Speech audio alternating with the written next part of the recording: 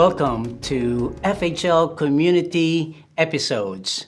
This time we're going to talk about the background of what an FHL Missional Food Pantry School. But before that, I'd like to encourage all of us that in the midst of what's going on in our community, in the world, that God is always there. He's still on the throne. And many times we might just say, hey, really, where is God in all of this? God is still in all of this. I remember there was a person who says something about that in the storm is where God is building our faith. So there are times that we may just say, God, it's really hard to say thank you at this time. But as the epistles of Paul says that in everything we have to give thanks to God. So welcome to this next episode. Again, we're going to talk about the introduction to Missional Food Pantry School, and what you can expect this time would be, the introduction, and then also the different parts of what a Missional Food Pantry is all about. Now, let me tell you, you will be watching a video in the next few minutes here about that people are hungry beyond food. I tell you what, there are more people who are killing themselves. They have full refrigerator or full food. Refrigerators are full with food, and yet they still kill themselves.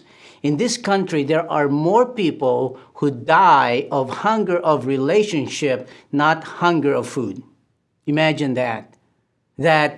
Yes, we need food, but at the same time, we are social creatures, especially now with this pandemic that's happening, that everyone that we see, almost everyone that we see associate with is on the tube.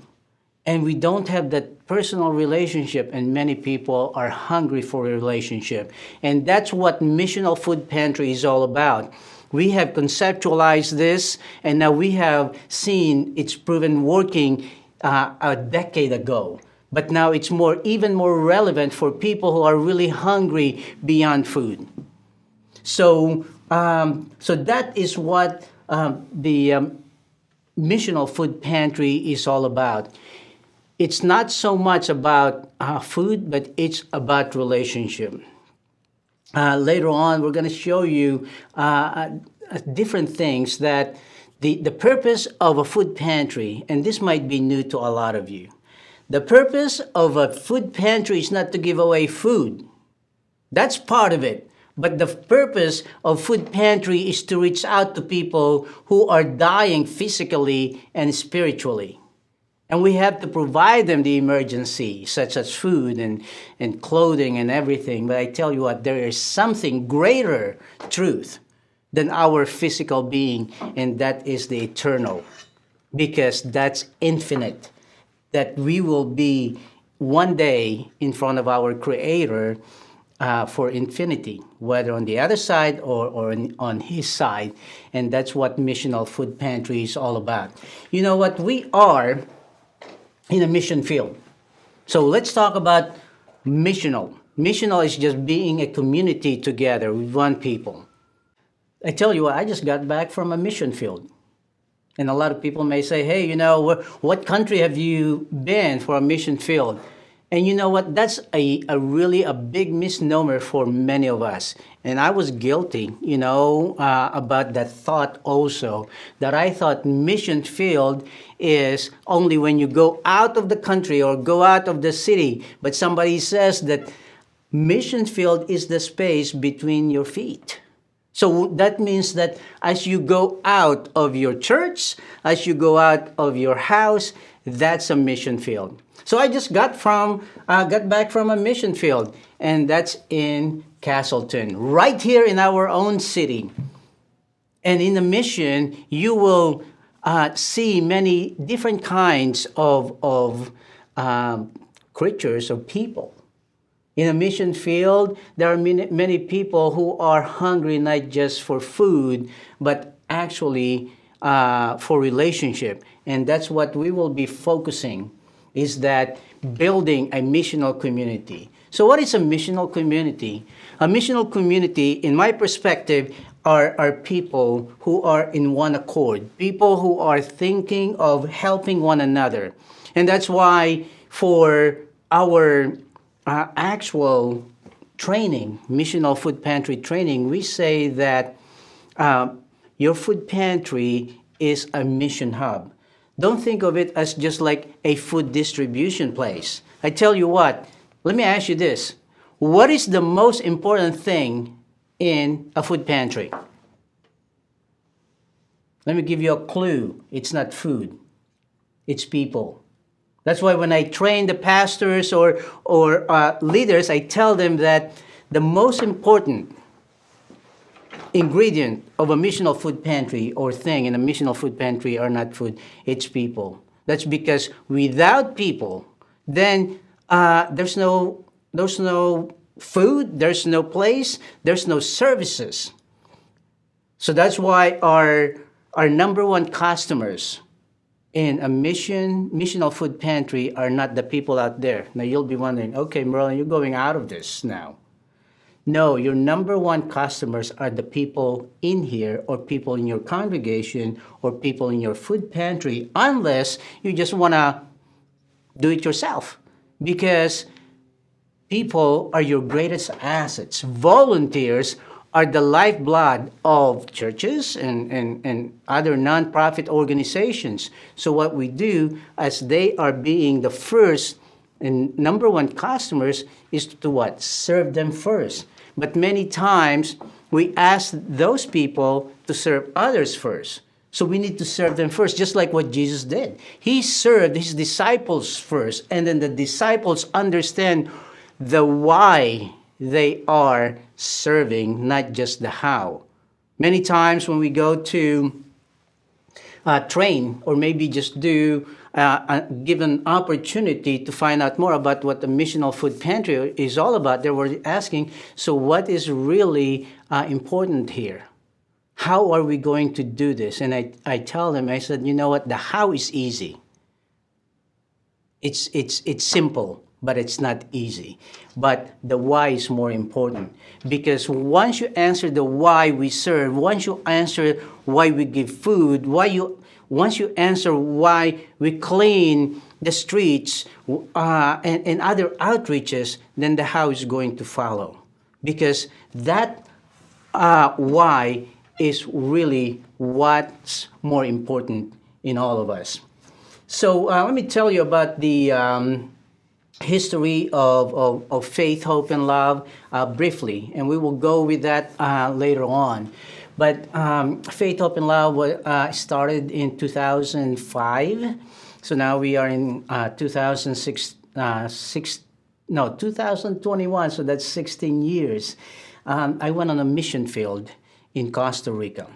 I was just really longing to find out more about what God is doing. I want to experience it, not just to learn it from, logically. I want to experience it myself. And I went there. I thought I was going to be the one who's going to disciple people. And you know what? The people discipled me there. God spoke to me so loud and clear when I went to the mountains of the Bribri Indians in Costa Rica.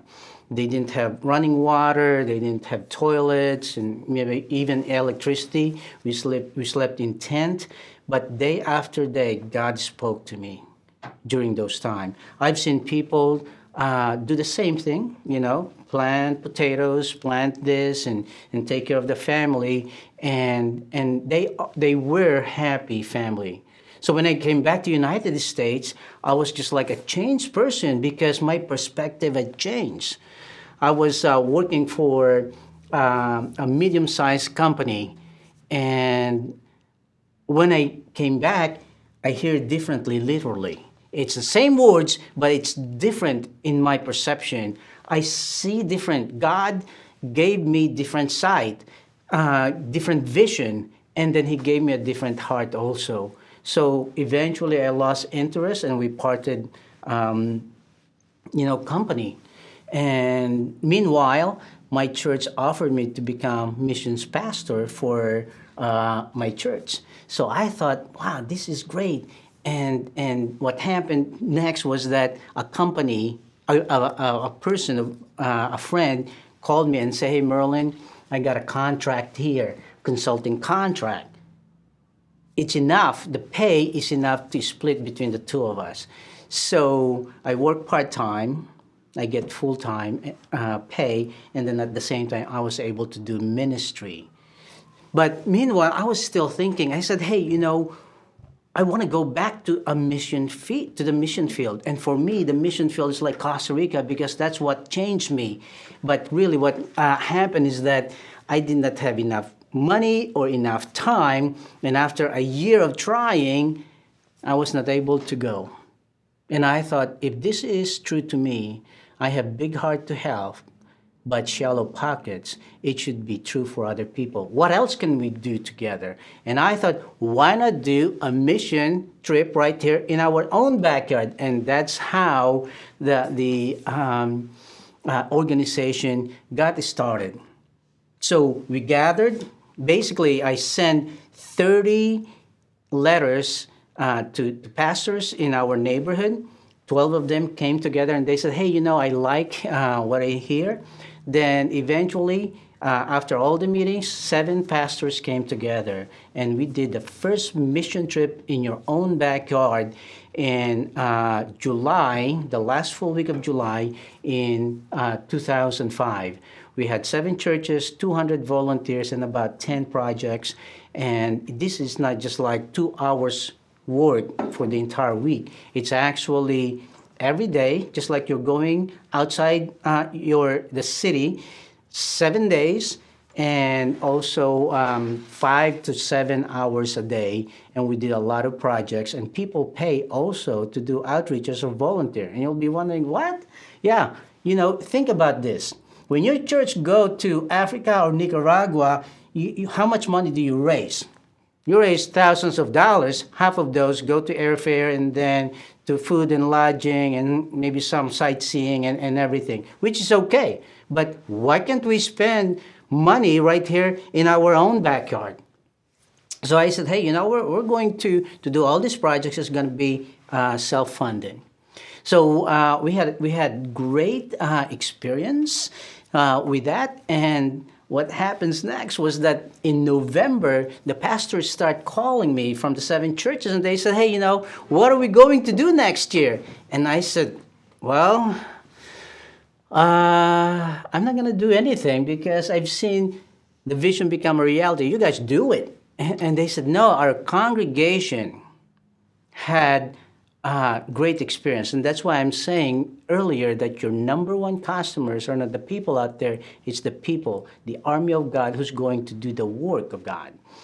And they said, "No, we want you to lead us." I said, "Okay, well, if we're going to do that, I want to speak to thousands or hundreds of people so we can cast the vision." And at that time, there was a stadium here, in Indianapolis, now called Bankers Fieldhouse. Used to be Canseco Fieldhouse. And I said, I want to speak at Canseco Fieldhouse in front of hundreds or thousands of people. I want to have Christian concert. Back then, I never been to any Christian concert because I was just a new Christian. And I said, I want to speak and share the vision. So they were laughing at me because I still owe $300 from the outreaches that we had because we overspent our budget, so I have to pay it myself because, it's not really a church thing. It was just my vision, and then the churches came together. By February the following year, I have a Bible study group, men's Bible study group, and they said, "Hey, Merlin, there's a church here in Broad Ripple, here in Indianapolis, and they have meeting and they have free lunch, and why don't you come with us?" And at that time, I didn't have, appointment. I said, "Okay, free lunch, I will go with you." So I sat in the back, and then there was this lady who was doing a presentation, and came this person, a man well-dressed, 2-piece suit, and sat next to me in the back. Because really, I just don't want to get involved, whatever. I was just there just to go with my friends. So the person did the presentation, and then he said, "I want to introduce you to a guest. speaker, and lo and behold, it was the person sitting next to me, a nicely dressed man, and they said, he was introduced, he is from where? Guess what? Canseco Fieldhouse. So I said, wow, this is great. So I never let go of that individual until I get a meeting with his boss. Remember, my vision was to speak at Canseco Fieldhouse. So two weeks later, I had a meeting with a lady. She's the VP of marketing. And before I went there, I sent her an email with 24 demands of what I'd like to do. Christian concert, presidential suites, because I want to invite the mayor of the city and the pastors. And I want the jumbotron, each time they have basketball there, because it's a basketball stadium. Jumbotron, show our logo and show what we're going to do in the next few months. And then I want them to pay for the underserved kids. Free T-shirt. We actually have called, I still have it, Faith, Hope, and Love Night at Canseco Fieldhouse. And then also I want a Christian concert, and they paid for all of it. So, but the first time I went there, and the lady said, hey, I saw your email. Who are you and what do you want? I said, no, what's going to happen here? But again, when God tells you to do, you don't have to question. You just go there. And again, those demands were just like thousands and thousands and thousands of dollars. And by the end of 15-minute conversation, from what she's told me, who are you and what do you want, to we can do this together. Remember, at that time, we were not a ministry yet. It was just like a vision. We didn't have bank account or whatever. We didn't have a penny in the bank.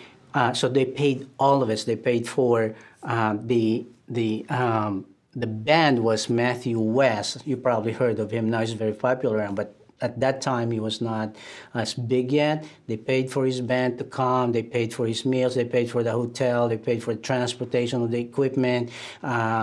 Paid the hot dogs and drinks for the children, and free T-shirts. And I got to speak in front of thousands of people and cast the vision. So that was the start of it. And you can only imagine that year, 12 months later, the very first Faith, Hope, and Love in 2005, in 2006, this was July 2006, we had 50 plus different churches and organizations who came alongside us. And we had 1,200 volunteers, not just, volunteering an hour or two, whatever. It's for the entire week. And we divided the city into 5 different areas. And over $100,000 worth of goods and services were given, self-funded during that week. So that became like an annual event. It became a mission trip in your own backyard. City of Indianapolis, Carmel, and other cities start proclaiming it, including back then was Governor Daniels. He proclaimed for the entire state of Indiana that every last full week of July is Faith, Hope, and Love Week mission trip in your own backyard. So the entire state of Indiana was observing it. And then the former Vice President Pence, he also proclaimed it for the entire state of Indiana when he was the governor of the state of Indiana. So why am I saying this to you? I'll tell you more about what happened next. Is that because we are mercy missionaries. We are in a mission field wherever we are, and we are a community of believers that actually bring kingdom solutions to worldly problems. And solving the hunger problem, which is what a lot of people are going through now. Hunger is not only experienced in your stomach. Hunger is also experienced emotionally, spiritually, beyond the physical. So Now, it was back in 2009 when this Faith, Hope, and Love Week became bigger and bigger and bigger. We closed the downtown Indianapolis, the Circle. We had concert there. We walked around the Circle 7 times. There's like what they call Circle, which is the center of Indianapolis. And we went 7 times and we pray, and 400 people were in downtown Indianapolis and praying together. And it became so big that in 2009, I questioned God. I said, God, this became an event, and I have to work 9 months out of a year for a week-long mission. I said, I'm going to continue doing it if you want to, but I thought there must be something else. However, remember, it was marketed like mission trip to outside the country. You know, if you have a church, they go there like once or twice a year, and that's basically an event, mission. But in my mind, I thought, hey, you know, maybe I was wrong, because what I would like to have is a lifestyle of mission. And God said, hey, you know what? You're already doing it. And I thought, why was that?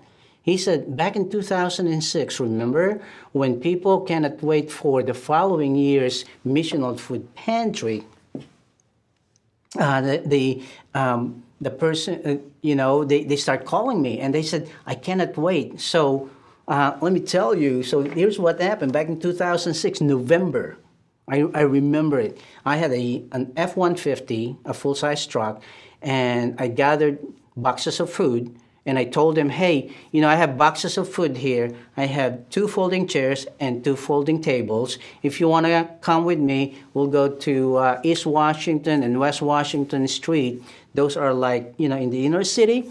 And we gave away food on the side of the road. We start giving away food like every 3 weeks, every 4 weeks. And then we start partnering with businesses to use their parking lot so we can give away food. Then we started to partner with Indianapolis Public School, and we gave away food. And then we start praying for people.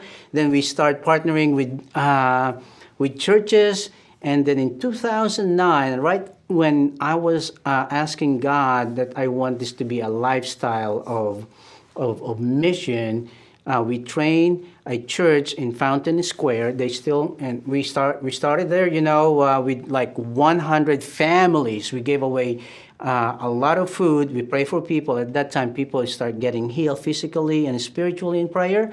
But at the same time, we start sharing the gospel.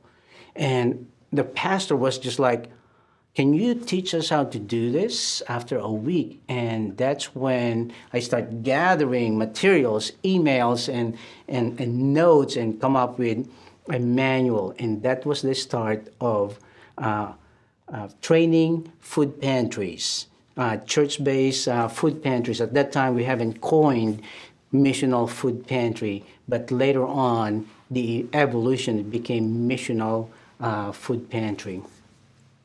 So there are a lot of things that go with missional food pantry, and I'm just going to go through with this really quickly with you, and we're going to talk more about those in the next episode. But again, just a broad sweep so that you can understand. Maybe you're a pastor, or you know you're an elder, or you know somebody who would like to have a food pantry, not just in a church, but you know, a food pantry. Then you can find out. So there are requirements to be a food pantry partner. There's also what we call the agreement. You know, in things that we do, you know, it needs, what I learned is that put it on paper, because it's not my word against you, and then, you know, friendship start breaking. But if we do have that agreement, then we understand. And there's waiver and a indemnity training participant, which is we called Form 2014. Then there's also information sheet. That means that we will gather the information about your church or about your food pantry. When are you planning to start it, and your schedule? What's the name of your food pantry? We want to name it. What's really the vision of your food pantry, because that's your food pantry. And then after that, we do have what we call focus on His presence, which means that this is when we pray for people. That's the difference of missional. It's not like, hey, let's gather together and then we're going to pray corporately. We already do that, but this one is one-on-one prayer. And again, I'm going to share that with you later on in the next episodes here. Then there's an advanced training class for people who would like to maybe become even part of the training of food pantries. And then in 2012, I wrote a book called The Kingdom in Our Midst. And we offer that also, that class. We had over a dozen churches who have taken this in different Bible study group. It's like a 6-week, 7-week class. It's really experiencing the reality of the kingdom here in our midst. And that's what this class is. By the way, the book also comes with a workbook, and you can order that through Amazon, or you can go through my personal website, which is merlingonzalez.com. And then there's the session 2, which is the operation. So as you can see here, there will be training, academic, also practical training. We need to know the operational things of how to do a food pantry. There's overall organization, physical layout of the pantry is also needed. We need to be really organized. Then the good thing, another good thing about doing the pantry, missional food pantry class is that you become leaders of teams. And then there's roles of a team, because each success of each team is dependent on the other teams and assignments. So we talk about that. Then also community relations. How you can get connected with the community. We have a saying at Faith, Hope, and Love that it's a food pantry by the community for the community. Many of the food pantries out there right now is just like, hey, let's just do this our way and this and that. I think that's good. But no one has all the answers. Because again, what you will find out again is that food pantries are there not just to give food, but to identify the deeper needs of people. That we don't just give bandage to the wound. We actually want to understand what happened to the wound so that we can connect them with other resources. Pray for them and share other kingdom resources out there. So again, we need community relations. As you can see here, we work with Starbucks in the past, and how we can market the food pantry. You will be wondering, what, marketing food pantry? I tell you what, there are a lot of food pantries there who are really like a lot of food, but don't have a lot of people who come. Because, you don't want to be like the greatest kept secret in the community. So you need to reach out to other people. And there will be food safety. And in the next few minutes, you will see also that you can do mobile food pantry. And you will see that in the next few minutes here. So you can have a permanent mobile food pantry, and then we're going to talk about food storage and safety, and then you will have handling certificates and how do you transport safely and pack the food safely. So there's a lot, right?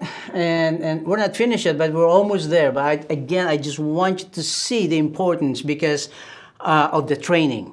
Because we cannot underestimate the importance and the significance of training your volunteers.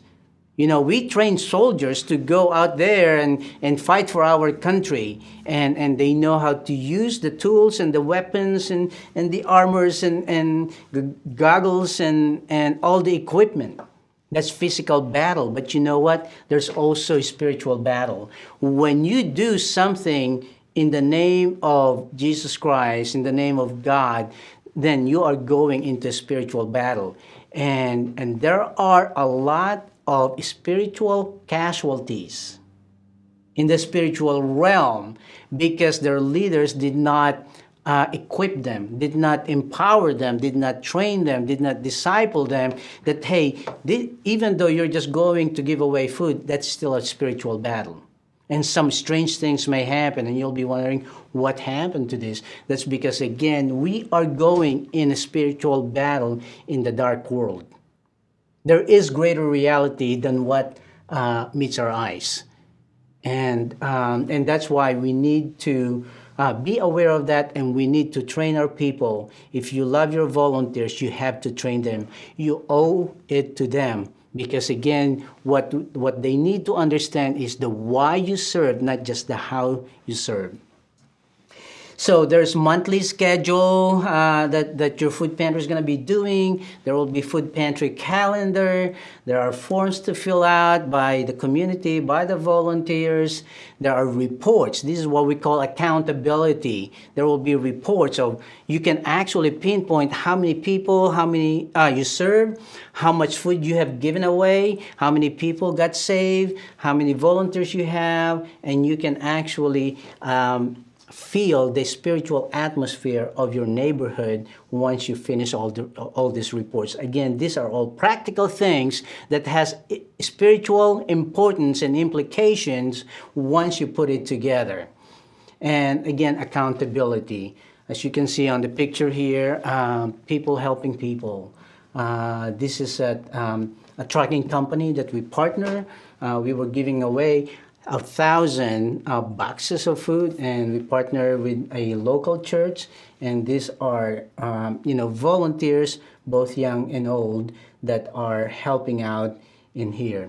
Self-sufficiency. We want you to be self-sufficient also, not just by yourself, but self-sufficient with the community.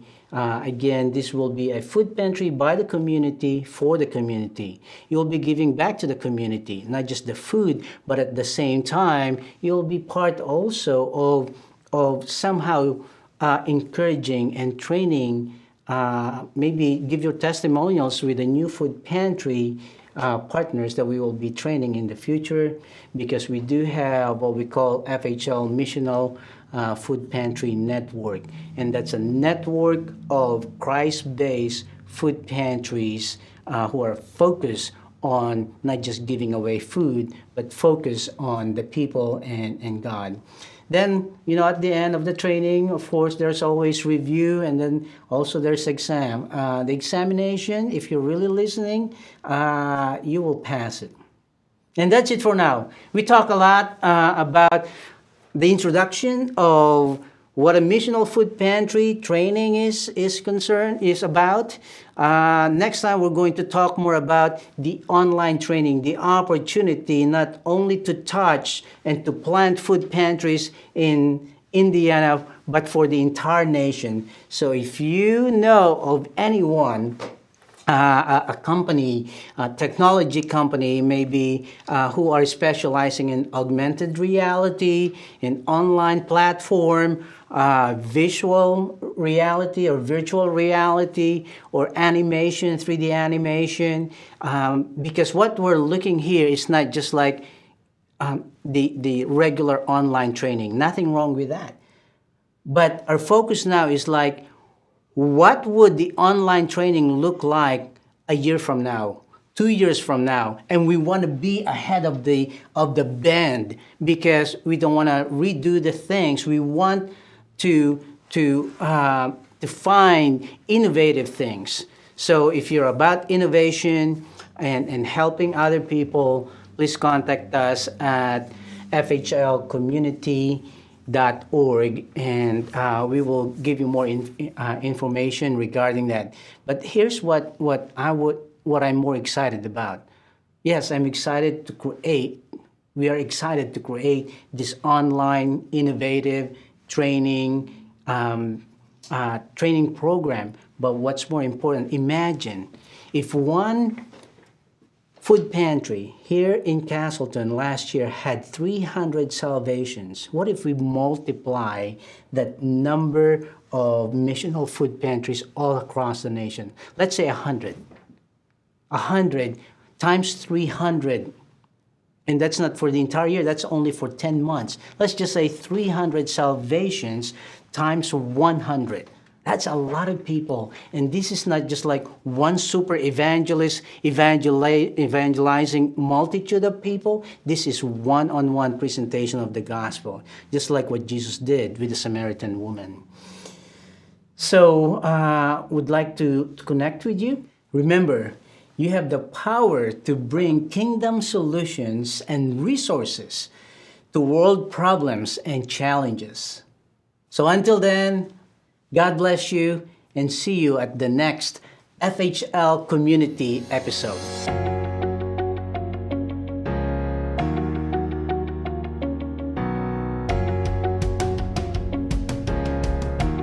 When we think about a food pantry, we think about giving the food out and, serving in the area.